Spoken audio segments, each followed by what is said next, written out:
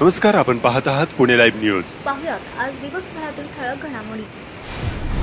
शनिवारी 3 ऑगस्ट रोजी रात्रीपासून खेड तालुक्यात अनेक भागात सुरू असणारी संततधार रविवारी 4 ऑगस्ट 2024 रोजी कायम होती। धरणांच्या पाणलोट क्षेत्रात मुसळधार पाऊस सुरू आहे, त्यामुळे सर्व धरणे भरली असून मोठा विसर्ग सुरू करण्यात आला आहे। जोरदार पाऊस आणि धरणातील विसर्ग यामुळे नद्या दुथडी भरून वाहत आहेत। खेड तालुक्यात 2 दिवस होत असलेल्या संततधार पावसामुळे जनजीवन विस्कळीत झाले आहे। सर्व नद्या, ओढे, नाले पूररेषा ओलांडून वाहत आहेत। नद्या, ओढ्यांवरील पूल पाण्यात गेल्याने अनेक गावातील रस्ते वाहतुकीला बंद झाले असल्याचे अनेक व्हिडिओ स्थानिकांनी पुणे लाईव्हकडे पाठवले आहेत। काळूस, मोई, कडूस, राजगुरुनगर आदी अनेक ठिकाणी पुलांवरून पाणी जात असल्याचे स्थानिकांनी कळवले। नदी, ओढ्याकाठच्या मंदिरासह स्मशानभूमी, दशक्रिया विधी घाट पाण्याखाली गेले। प्रथमच भीमा आणि भामा या नद्यांना पूर आले आहेत। चासकमान धरणातून मोठा विसर्ग सुरू आहे। सायंकाळी 7:30 वाजता 24,733 क्युसेस विसर्ग चासकमानमधून सुरू करण्यात आला आहे। तिसऱ्यांदा धरणाचे दरवाजे उघडण्यात आले आहेत। शनिवारपासून धरणातून टप्प्याटप्प्याने पाण्याचा विसर्ग वाढवण्यात आला आहे। तालुक्यातील नदी, ओढे, नाल्यांनी पूररेषा ओलांडली आहे। पुणे नाशिक महामार्ग अनेक ठिकाणाखाली गेला आहे। चाकणमध्ये आंबेठाण चौकात प्रचंड पाणी आल्याची घटना रविवारी दुपारी घडली। कडूस येथे मुसळधार पावसामुळे कडूस कुमंडाला नदीवर पुराचे पाणी आले आहे। मुसळेवाडीकडे जाणारा रस्ता बंद झाला आहे। या ठिकाणी अनेक तरुण स्वतःचा जीव धोक्यात घालून स्टंटबाजी करताना दिसत आहेत। काळूसमध्ये नदीला पूर आल्याने संपर्क तुटल्याच्या घटना समोर आल्या। काळूस येथील संगमवाडी ते शेल पिंपळगाव संपर्क तुटला आहे। काळूस आणि भोसे यांच्यामधील देखील संपर्क तुटला आहे। काळूसमधील वाटेकरवाडी ते निमगावचा संपर्क देखील पूल पाण्याखाली गेल्याने तुटलाय। चासमध्ये भीमा नदी पात्र दुथडी भरून वाहत आहे। चास उड्डाणपूल व लगतचा परिसर आणि पुणे नाशिक महामार्ग पाण्याखाली गेले आहेत। राजगुरुनगर दशक्रिया घाट पाण्याखाली गेला आहे। खेड तालुक्यामध्ये खरपुडी खंडोबा येथे पुलावरून पाणी जात असताना नागरिक जीव धोक्यात घालून जात आहेत। खरपुडी बंधाऱ्याला पुराने वेढा दिलाय। खरपुडी बुद्रुक आणि खंडोबाची खरपुडी खुर्द दोन्ही गावांना जोडणाऱ्या पुलावरून पाणी वाहू लागले आहे। भीमा नदी दुथडी भरून वाहत असून खेड तालुक्यातील दोन्ही खरपुडी गावांना जोडणारा पूल हा पाण्याखाली गेला आहे। शिरोले येथील भोलेनाथ शिल्प पाण्याखाली गेले आहे। खेड तालुक्यातील भामा आसखेड धरण 93.74% भरले असून धरणाच्या 4ही सांडव्याद्वारे भामा नदी पात्रात 6,200 क्युसेसने विसर्ग सोडण्यात आलाय। खेड तालुक्याच्या पश्चिम पट्ट्यात विशेषतः भामनेर खोऱ्यासह भामा आसखेड धरणाच्या पाणलोट क्षेत्रात संततधार पडत असलेल्या पावसाने भामा नदीवर 8.14 टीएमसी क्षमता असलेले भामा आसखेड धरण 93.74% भरले आहे। रविवार दिनांक 4 ऑगस्ट रोजी सकाळी 10:30 वाजता धरणाचे 4ही दरवाजे प्रत्येकी 30 सेंटीमीटरने उचलून धरणाच्या 4ही सांडव्याद्वारे सुरुवातीला 3086 क्युसेस वेगाने भामा नदी पात्रात विसर्ग सोडण्यात आला होता। मात्र दुपारनंतर पावसाच्या प्रमाणात वाढ झाल्याने दुपारी 2 वाजता दरवाजे 60 सेंटीमीटरने उचलून 6,200 क्युसेसने विसर्गात वाढ करण्यात आली आहे। भामा आसखेड धरणाच्या पाणलोट क्षेत्रात असलेल्या ओढे नाल्यांना पूर आला आहे। खेड तालुक्यातील भामा आसखेड धरणातून पाणी सोडण्यापूर्वी जलपूजन करण्यात आले। तदनंतर सकाळी 3086 क्युसेसने पाणी सोडले व दुपारनंतर 6,200 क्युसेसने पाणी सोडण्यात आले आहे। भामा नदी काठच्या गावांनी विशेष काळजी घ्यावी असे आवाहन प्रशासनाने केले आहे। राजगुरूंचा वाडा व हुतात्मा शिवराम हरी राजगुरू पूल नदीला आलेला पूर पाहण्यासाठी लोकांची मोठ्या प्रमाणावर गर्दी झाली आहे। खेडच्या पश्चिम भागात चासकमान धरण क्षेत्रात गेल्या 48 तासांपासून पडणाऱ्या संततधार पावसामुळे धरणाच्या 5 दरवाजातून विसर्ग वाढवून सुमारे 30,000 क्युसेस मात्रेने पाणी भीमा नदी पात्रात सोडले असून नदीलगतच्या गावात पूरसदृश्य परिस्थिती निर्माण झाली आहे। मावळ तालुक्यातील मुसळधार पावसाने आळंदीतील इंद्रायणी नदीला पूर आला आहे। इंद्रायणी पात्रामध्ये पुराची पातळी पुन्हा वाढली आहे। भक्त पुंडलिक मंदिर कळसापर्यंत पाणी आले आहे।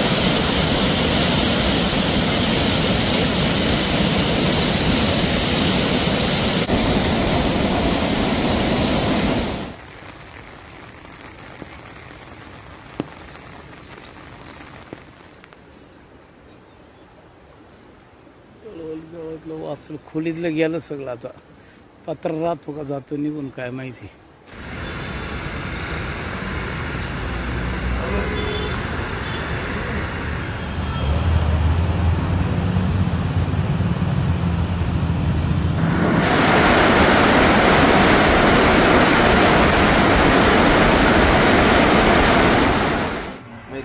दर्शन घ्यायला लागेल किंवा देवाला द्यायला का असं काय पाठ नाही. माझं मन स्वच्छ आहे.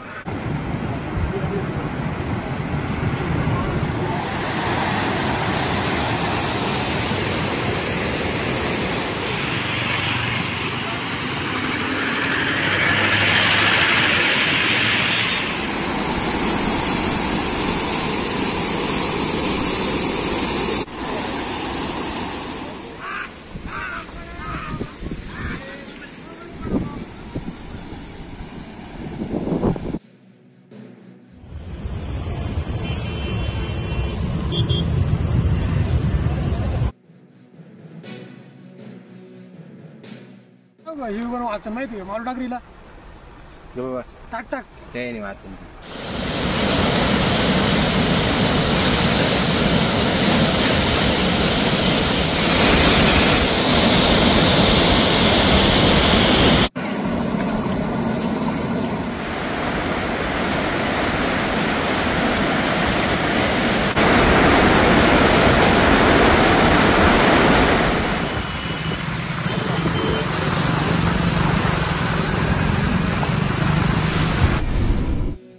खेड आळंदी विधानसभा मतदारसंघात जावयाला तिकीट देण्यासाठी तसेच भोसरी मतदारसंघाचे आमदार महेश लांडगे यांचा काटा काढण्यासाठी अजित पवार गटाच्या एका माजी आमदाराने पिंपरी चिंचवड महानगरपालिकेचे 2 डझन नगरसेवक शरद पवार गटाला नेऊन दिले आहेत.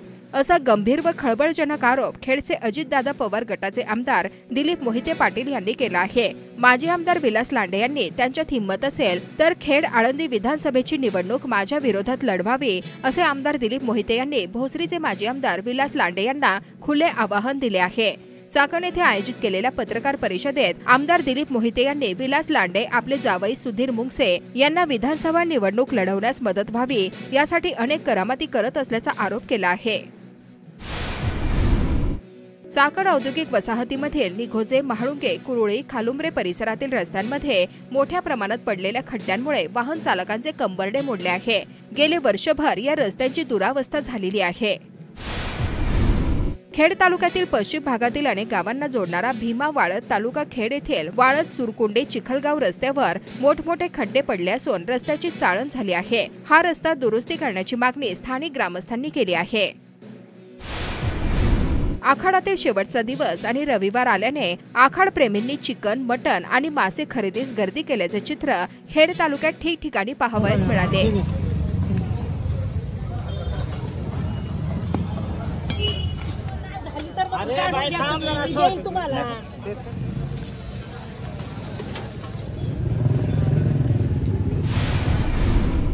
राष्ट्रवादी शरद पवार गटाचे नेते माजी जिल्हा परिषद सदस्य अतुल देशमुख यांनी रविवारी 4 ऑगस्ट रोजी पत्रकार परिषद घेऊन आपली राजकीय भूमिका मांडली. आमदार दिलीप मोहिते यांच्यावर नाव न घेता जोरदार टीका केली. खेड तालुक्यात सर्व शासकीय कार्यालयात भ्रष्टाचार बोकाळला असल्याबाबत संताप व्यक्त केला. अतुल देशमुख नेमकं काय म्हणाले ते जाणून घेऊया. झेडपी सदस्य म्हणून तुम्ही काम करत होतात. लोकसभेला तुम्ही पक्ष बदलला. शरद पवारांच्या राष्ट्रवादीमध्ये तुम्ही गेलेला आहात. तर तुम्हाला काही विधानसभेचा काही शब्द होता कोणाचा, साहेबांचा, खासदारांचा? खरं तर काही गोष्टीचा एक व्यक्ती एका ठिकाणाहून दुसरीकडे गेला तर त्याचं समाजामध्ये बोलण्याची भूमिका एक वेगळी असते आणि छुपं काही एक राजकारण असते. तर त्या परिस्थितीमध्ये सगळ्यांच्याच मनात ही शंका येणं साहजिक आहे. पण त्यावेळेच्या परिस्थितीमध्ये मी सांगितलं होतं की विद्यमान आमदार आहेत, त्यांच्याबरोबर मी प्रचार किंवा त्यांच्या बैठकांमध्ये मी बसू शकत नाही आणि त्या भूमिकेमुळं माझी भूमिका बदलली. राजकीय जीवनामध्ये काम करत असताना प्रत्येक पक्षामध्ये गटबाजी असते. त्या पक्षाची गटबाजी, त्या ठिकाणी कोण जवळ कोण लांब, एखादा काम करायला सरस असेल, एखादा कमी असेल, तर याप्रमाणे काय लोकांच्या मनात येतं त्याची जी जागा आहे ती म्हणजे इलेक्शन आहे. तर त्या प्रक्रियेमध्ये पक्षाकडे तिकीट मागणं ही जी प्रक्रिया आहे ती आपल्याला करायची आणि ती मी करणार आहे. तुम्हाला मागच्या वेळी विधानसभेला खरं तर गेले 15 दिवस मी तालुक्यामध्ये वेगवेगळ्या गावात जातो. त्या ठिकाणी भेटी घेतो, बैठका करतो. याला थोडंसं राजकीय भाषेत विस्पर कॅम्पेनिंग म्हणतात. तेच मी करतो आहे आणि त्या ठिकाणी जातो आहे. आज तालुका संभ्रमित आहे. तालुक्याच्या लोकांचं अनेक जणांचं म्हणणं आहे की अरे तुम्ही 3 जण तयारी करता, मग एका सेट झाली तर निवडणूक जिंकली जाऊ शकते. मग एकाच 3ला 4ला अवघड आहे बाबा. आणि विद्यमानांची दहशत एवढी आहे की मग नको आम्ही या त्यांच्या विरोधात जाणार नाही किंवा बाबा बघा आम्हाला तर बदल करायचा आहे. जसं कालची खासदारकीची निवडणूक ही जनतेने हातात घेतली आणि जनतेने हातात घेतल्यामुळं जरी नेते मंडळी एका बाजूला गेले असले तरी त्या निवडणुकीत जनतेने तिचा निर्णय दिलेला आहे. तर आज लोकांमधला जो संभ्रम आहे की 3-4 झाले तर हे होईल ते होईल मग परत तेच, हा जो मुद्दा आहे हा फोडण्यासाठी मी लोकांमध्ये जात असतो. त्याच्यामधला तुमच्या प्रश्नाचं उत्तर पहिलं देतो आणि नंतर मग 3 लोक राहिल्यावर काय याचं पण उत्तर त्यामध्ये येणार. तर त्याच्यामध्ये माझं म्हणणं एकदम क्लिअर आहे की जर अतुल देशमुखांना या प्रक्रियेमध्ये पवारसाहेबांनी विश्वास देऊन जर तिकीट दिलं तर मी ही निवडणूक तुतारी या चिन्हावर लढणार आहे.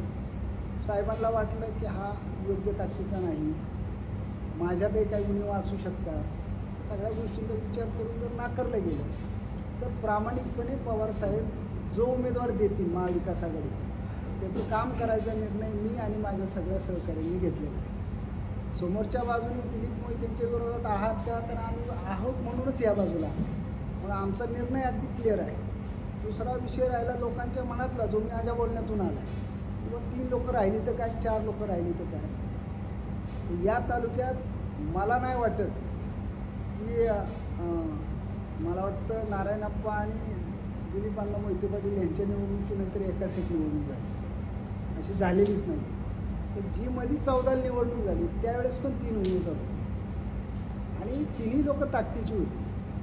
तर त्याच्यामध्ये एका उमेदवाराला 16,000 मतं पडली भारतीय जनता पक्षाच्या चिन्हावरती. तर त्यांचं काम कमी होतं का तर नव्हतं, त्यांच्यात काय उणीव होती का तर नव्हतं, पण लोकांचं त्यावेळेस असं ठरलं होतं की यावेळेस आपल्याला मोहिते पाटलांना मतदान द्यायचं नाही आणि आपल्याला सगळं मतदान आपल्या एकाच माणसाला द्यायचं. तर ते कोणाला द्यायचं तर ते सुरेश भाऊ गोरेंना द्यायचं आणि त्या मुद्द्यावरती तालुका हायकोर्टला होता आणि त्या पद्धतीने मतदान झालं.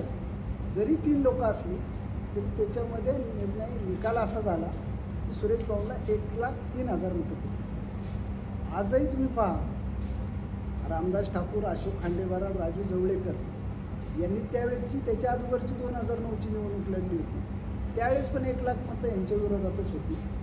तुम्ही काल परवाची निवडणूक झाली तिच्यात 1,16,000 मतं एका बाजूला आहे. आता निवडणुकीत प्रत्येक निवडणुकीत खासदारकी पाहिली आणि आमदारकी पाहिली तर या तालुक्याचा विद्यमानांच्या विरोधातला कल जो आहे तो साधारणतः 1,00,000 मताच्या पुढे. अगदी मी, सुरेश भाऊ आणि मोहिते पाटील आमची निवडणूक झाली त्या निवडणुकीमध्ये देखील आमच्या दोघांची मतं सुरेश भाऊंची माझी 16,000 आहेत, 1,16,000. एकंदरीत कल तो आहे.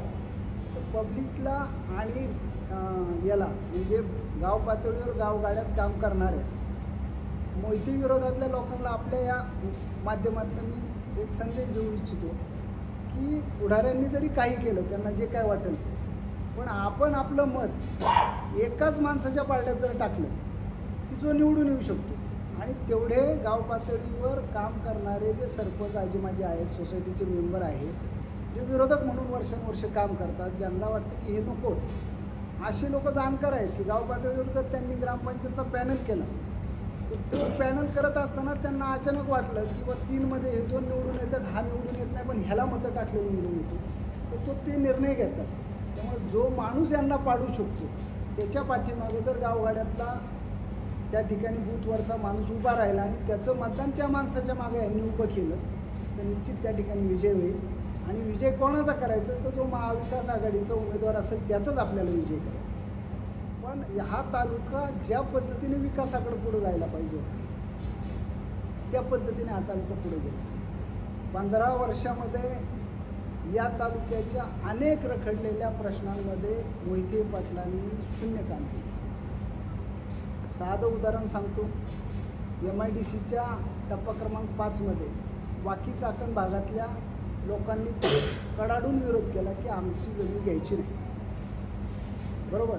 आणि याच्यामध्ये ही लोक आंदोलन करत होती. या आंदोलनामध्ये तुमचा सहभाग किती हा महत्त्वाचा मुद्दा, पण ते सोडवण्यासाठी तुम्ही सहभाग घेतला आणि खास विधिमंडळामध्ये कायदे मंडळामध्ये तुम्ही काही विषय मांडला का नाही.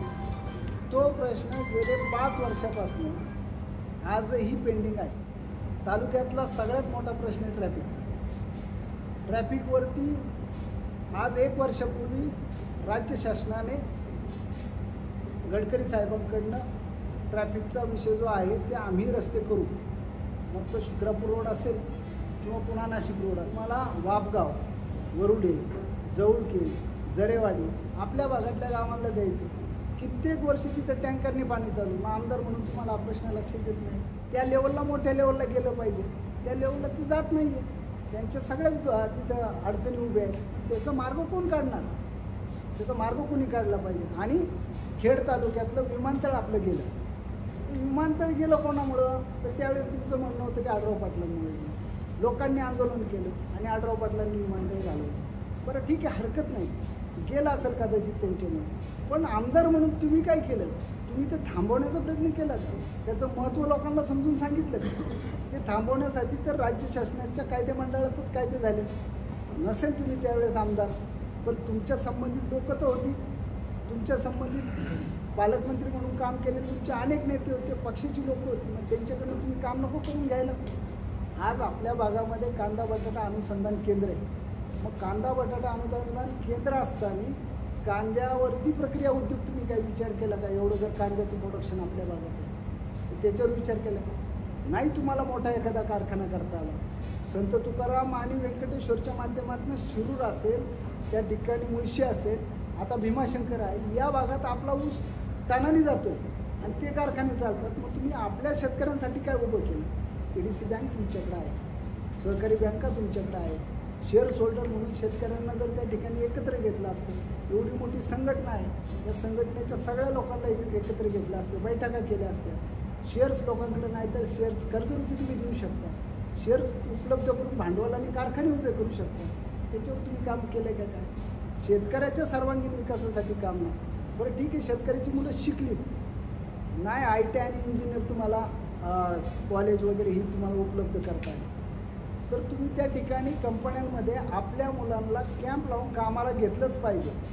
आमचा मुलगा कामाला जर काही गडबड केली तर त्याची जबाबदारी आम्ही घेऊ, अशा पद्धतीने काम केलं का? अजिबात नाही. तुम्ही एक कामगार संघटना काढली, खरं तर तुम्ही लोकांनी त्या गोष्टीला फोकस केलं पाहिजे. त्या कामगार संघटनेमुळं किती लोक बेरोजगार झाली त्याच्याकडे विचार केला आपण. 4-5 कंपन्या यांच्या संघटना ज्याचे संस्थापक आहेत, त्या संघटनेमुळं काम बंद झालं आहे कंपन्यांचं, आणि कंपन्या लॉक झाल्यात कंपन्या रेकॉर्डवरती. तर ती कामं आता गोडाऊनमध्ये चालू आहेत आणि आपल्या चाकण भागात चालू आहेत, आणि सगळी मुलं दुसरी कॉन्ट्रॅक्टमध्ये भरलीत आणि स्थानिक मुलं बेरोजगार झाली. याच्यावर कधी बोलणार तुम्ही? तुमची भूमिका काय त्या गोष्टीवर? आणि तुमच्या संघटनेत लोकांनी आल्यानंतर जर त्यांना हे भोगायला लागतं तर तालुक्यातल्या कामगार सेक्टरमधल्या लोकांनी तुमच्याकडनं काय घ्यायचं? कामगारांसाठी मोठं हॉस्पिटल पाहिजे. 5 वर्षापूर्वी MIDCमध्ये असा कायदा होता की सोशल ॲक्टिव्हिटीसाठी नाममात्र दराने जागा त्या ठिकाणी दिल्या जायच्या करारावरती.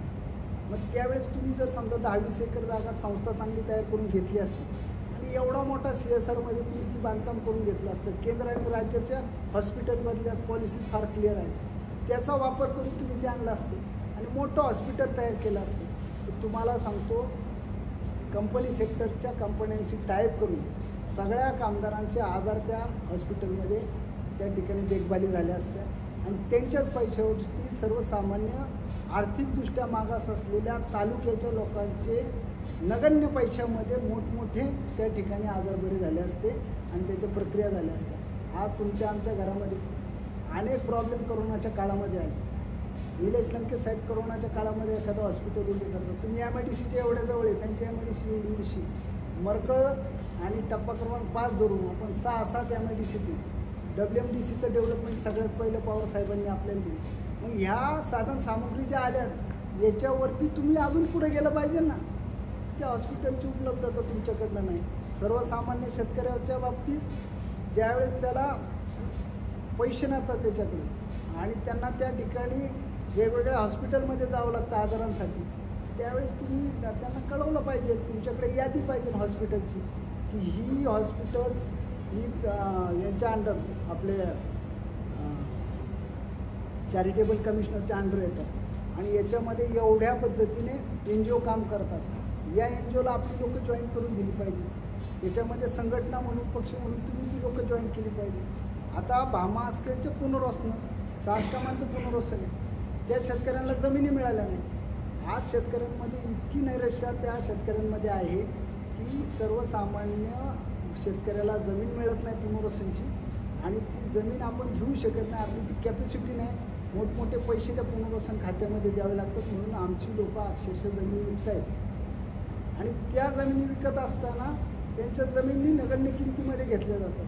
मग त्या ठिकाणी अनेक एजंटांनी जमिनी घेतल्या. माझं असं म्हणणं नाही की कोणी घेऊ किंवा घेऊ नये, पण मुद्दा याच्यातला असा आहे की 15 वर्षात आमदार म्हणून तुम्ही काम करताय, पण तुम्ही एखादा कॅम्प लावायला पाहिजे, फुकट जमीन मिळून दिली पाहिजे शेतकऱ्यांना.